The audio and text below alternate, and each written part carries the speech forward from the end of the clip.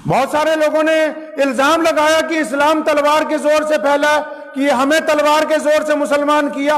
हमें अगर किसी हुक्मरान ने मुसलमान किया होता तो इस मुल्क को ही देखो, इस्लामी हुकूमत कहने वालों को गए हुए यहां से 300 साल हो गए, 400 साल हो गए। हम आज भी छाती ठोक कर कहते कि हम मोहम्मद रसूलुल्लाह के गुलाम हैं। उस वक्त तलवारों से अगर मुसलमान हुए होते तो आज तुम्हारी तोपें देख के इस्लाम को छोड़ ना देते।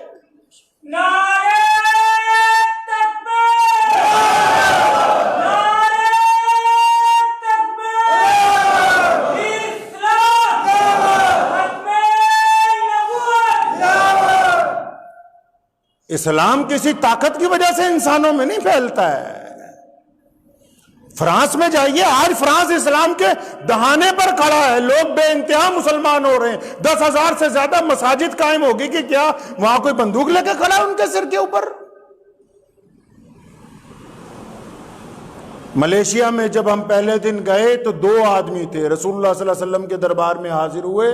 फरमाया, या रसूलल्लाह मलेशिया जाना है कारोबार के लिए। रसूल करीम ने क्या खूबसूरत बात की। फरमाया, मेरे सहाबा जब जाओगे कारोबार शुरू करोगे, लोगों के नफे का काम करना है, अपने नफे का काम नहीं करना। आज सबसे बड़ा इस्लामी मुल्क है मलेशिया, पूरी दुनिया का सबसे बड़ी यूनिवर्सिटियां वहां हैं हमारे पास, सबसे ज्यादा कॉलेजेस, सबसे ज्यादा आज के दानिश्वर, सबसे ज्यादा इस्लामी रिसर्च वहां होती हैं। और उनको कोई तलवार लेके गया नहीं। वो जब 2 सहाबा गए ना, उन्होंने जाके जकार्ता की मंडी में दुकान खोल ली। अब जब दुकान खोली, जो बंदा माल लेने आता है ना, अब कईयों को पता नहीं होता, नया नया घर बनाते हैं, दुकान चलाते, जब माल लेने जाते हैं तो अक्सर दुकानदार उनको रगड़ देते हैं। अब इनके पास कोई माल लेने आता है, अपनी जरूरत की बात करता है, तो उसे प्यार से समझाते हैं कि भैया तू ये जो 1,000 रुपये खर्चेगा फलां थान के ऊपर, ये फलां टुकड़ा ले जा, इससे तेरा काम भी बन जाएगा, 900 रुपये भी बच जाएंगे। अब जब इस तरीके से काम शुरू किया ना, और 5 वक्त दुकान बंद होने लगी, किस लिए? नमाज पढ़ने के लिए। आहिस्ता आहिस्ता पूरी मंडी में मशहूर हो गया। अभी 2 लोग आए हुए हैं अरब की जमीन से, 2 ऐसे मुसलमान आए हैं कि जो अपने फायदे से ज्यादा ग्राहक के फायदे की बात करते हैं। लाइनें लगने लग पड़ी बाहर, कारोबार भी बढ़ता चला गया, लाइनें लगने लगी। और जब दुकान बंद होती थी नमाज के टाइम, तो लोग एक दूसरे को पूछते थे, भैया जाते कहां हैं, वो ये करते क्या हैं? आखिर लोगों ने मजबूरन पूछना शुरू कर दिया कि अब भाई साहब जाते कहां हो तुम? आज तो कई हमारे दुकानदार नमाज के वक्त अजान के बाद सोचते हैं कि कारोबार चलता रह जाए। अब उन 2 सहाबा ने लोगों को बताना शुरू किया, जी हम तो नमाज पढ़ते हैं, हमारे रसूल करीम ने कहा एक अल्लाह की इबादत करो। रसूलुल्लाह सल्लल्लाहु अलैहि वसल्लम ने कहा कि एक अल्लाह की इबादत के साथ तुमने लोगों का फायदा करना है। आप यकीन माने कि उस एक मंडी की दुकान से आज पूरी दुनिया का सबसे बड़ा मुल्क हमारे दीन के मुताबिक चलता है। सहाबा कराम के अमल ने बता दिया कि इस्लाम दिलों को फतह करने के लिए आया है, जमीनों को फतह करने नहीं आया है। और ईमानदारी से छाती पे हाथ रख के आज भी पूछ लो, पूरी दुनिया में सबसे ज्यादा दिल जो धड़कते हैं ना, वो मोहम्मदुर रसूलुल्लाह के नाम पर धड़कते हैं। इस्लाम की ये खूबी है। इस्लाम के मानने वालों को अपने अकाबरीन की पैरवी करनी होगी। हमें ये देखना है इन बातों को, हमें अपने रसूल करीम सल्लल्लाहु अलैहि वसल्लम की इत्तबा करनी है सही सही। याद रखो हमेशा एक बात, हम जाती जिंदगी में, लोगों ने इस जिंदगी को बांटा ना कई तरीके से। लोगों ने कहा एक होती है जाती जिंदगी, एक होती है सियासी जिंदगी, एक होती है कारोबारी जिंदगी, एक होती है माशरती जिंदगी।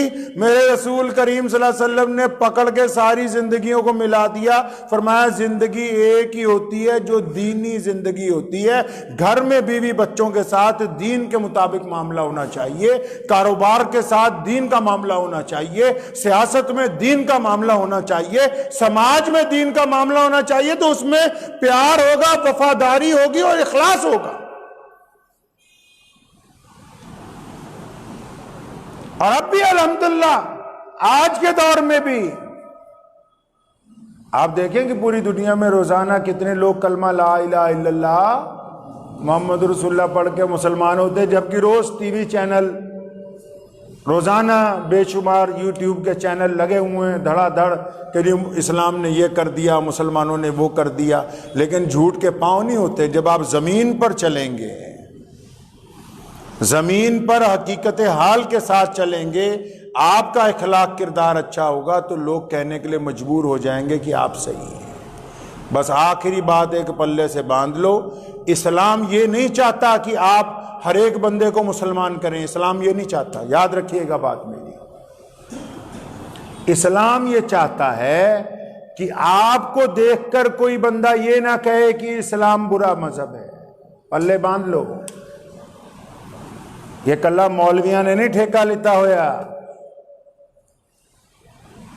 अगर कोई और आदमी शराब पिएगा, बदमाशी करेगा, ठगी मारेगा और उसका नाम अब्दुर्रहमान होगा, मोहम्मद शफी होगा, तो अब्दुर्रहमान और मोहम्मद शफी को कौन जानता है? जानते तो लोग मोहम्मदुर रसूलुल्लाह सल्लल्लाहु अलैहि वसल्लम को है।